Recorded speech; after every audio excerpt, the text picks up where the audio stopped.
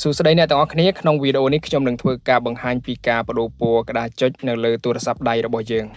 ដើម្បីឲ្យមានភាពស្រស់ស្អាតទាក់ទាញនៅក្នុងការប្រើប្រាស់ផងដែរហើយនេះគឺជាពណ៌ក្តារចុចធម្មតាហើយខ្ញុំនឹងធ្វើការផ្លាស់ប្ដូរជាមួយនឹង color ពណ៌ផ្សេងៗដំបូងគឺយើងចូលទៅកាន់ setting យើងអូសចុះមកក្រោម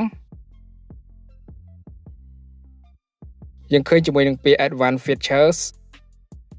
យើងចុចលើវាបន្ទាប់មកយើងធ្វើការអូសចុះមកក្រោមយើងឃើញជាមួយនឹងពាក្យ reduce animation យើងចុចលើវាមកជាបន្តយើងចុចនៅលើពាក្យ high contrast keyboard យើងឃើញជាមួយនឹងជម្រើសពណ៌ផ្សេងៗខ្ញុំចុចបើក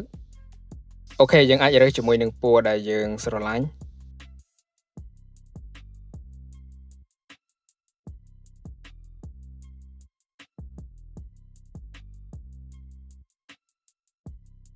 តែប៉ុណ្ណឹងយើងចេញមកវិញជាការស្រេច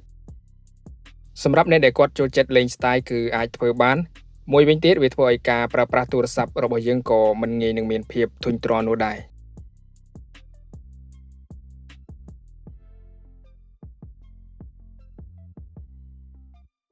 អញ្ចឹងអ្នកទាំងអស់គ្នាក៏អាចលេង style បែបនេះនៅលើទូរស័ព្ទដៃ Galaxy របស់អ្នកទាំងអស់គ្នាបានអរគុណសម្រាប់ការទស្សនាហើយយើងនឹងជួបគ្នានៅវីដេអូបន្ត